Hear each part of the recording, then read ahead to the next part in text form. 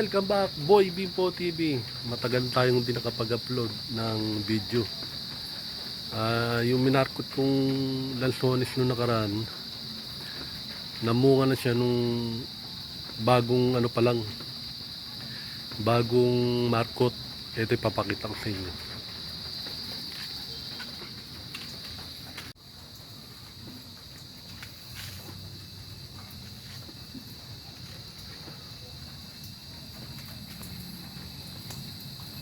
Ito na po siya mga idol, may natira. Sa isang tangkay nito, kulang-kulang 2 po ang naging bulaklak niya o naging bunga. Pero dumaan yung mga bagyo, nagkandahulugan. Ayan, 2 ang natira. Dito sa side na to, sa kaliwa. Dito naman sa right side, iisa natira. Ayan. Pero hinog na to eh.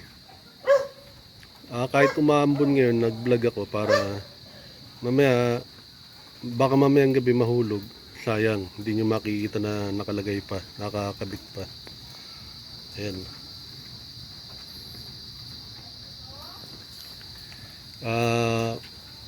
Umabot din ng kulang-kulang 15 ang bunga nito.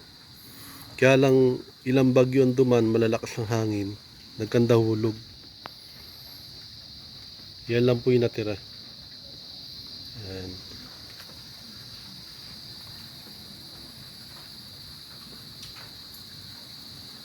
Yan. Nagkaroon na po siya ng ng mga dahon. Kaya kumapal na. Bali pinutol ko tong markot na to. Minarkot ko nung January 2023. After 1 month na pinutol ko, lumabas naman yung kanyang mga bulaklak. Ito na yung resulta. Yan.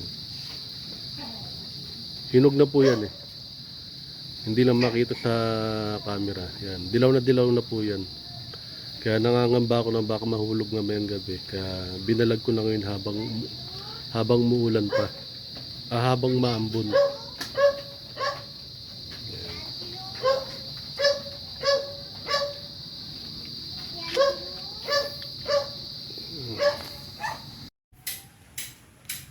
Yung pag-markot nga pala, hindi ko na ipakita din. Hindi pa ako nag-YouTube nun. Kaya wala akong video kung paano ko ginawa o minarkot.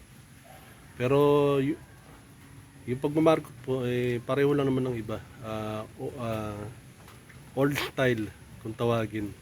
Makalumang paraan yan ng pagpapatubo ng ugat sa kanyang puno, sa kanyang katawan. Wala na po pinagkaiba doon. Bukod sa hindi ko nakuhanan yung pag-markot, yun lang.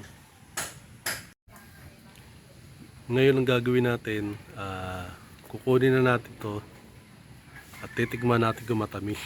Ayan. Ayan. Kukunin ko na mga idol ha.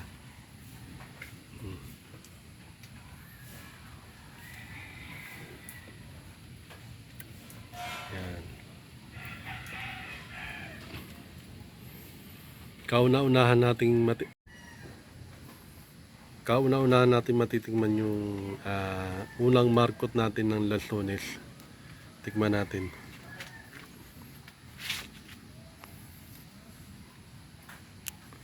Ayan.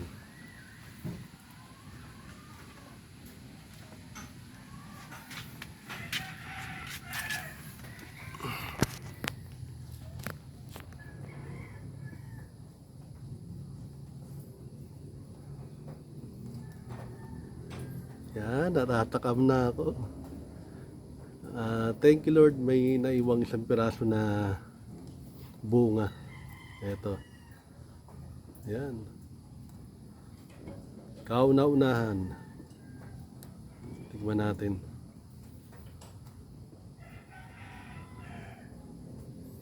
Meron siyang buto na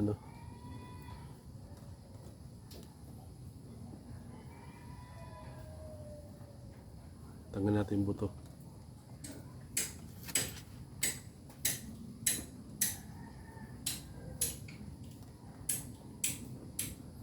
Eto na. Hindi natin makita. Tignan natin.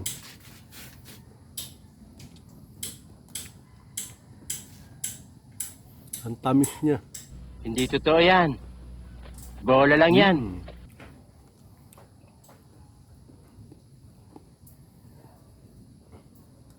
Kung di nahulog yung mga kasamahan niyang bunga, siguro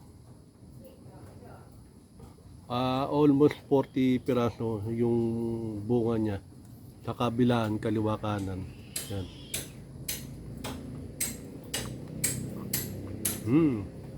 Ang tamis.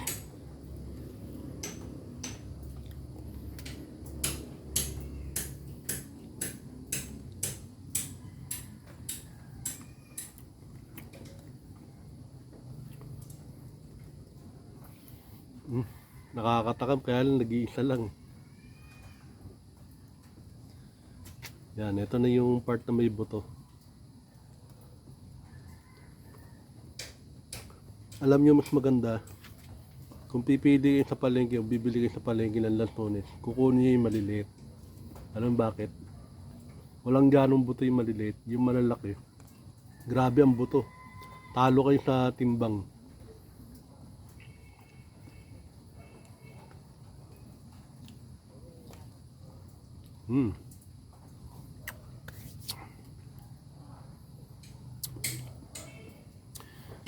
Yung mother tree na pinugunan nito, ito sa harapan ko. Itong ano, hindi ko na videoan eh. Siguro namunga lang siya ng mga ano. Ang tansya ko mga 4 na kilo lang. Hindi ko na videoan dahil itong camera ko walang zoom. Dahil yung mother tree niya mataas. Titignan natin mamaya. Pero grabe sarap po, ang tamis. Yung talagang mother tree niya, matamis talagang bunga niyan. Dahil wala nang pinagkaiba rito dahil iisa nga lang naman yan eh. Tignan natin yung puno. Ayan mga idol, ito yung puno niya. Yung mother tree niya ito. Dahil yung cellphone ko walang zoom, hindi niya makita kaya tinabad na akong videoan. Naghahanap din ako ng mahaba panungkit para ikabit yung cellphone ko dito sa panungkit. Wala naman ako makita. Balik tayo ron. Ayun na mga idol, nagbabadya naman ng ulan. Madilim na naman. Ayan. Sana sunod na taon dumami yung kanyang bunga at gumanda yung kanyang katawan at dumami yung kanyang dahon. Ayan. Bali itong branch na to, wala na to, patay na to. Ito. Patay na po yan. Ang ginawa ko na lang brace, nilagyan ko ng kawayan para hindi mauga-uga yung kanyang puno. Ito na, paano mga idol, papaalam na ako. Mag-ingat po kayo lahat. Maraming salamat po sa panunod. Huwag niyo pong kalilimutan mag-subscribe. Dami lamok. Boy Bimpo TV. Paalam, maraming salamat po. Ingat po kayo.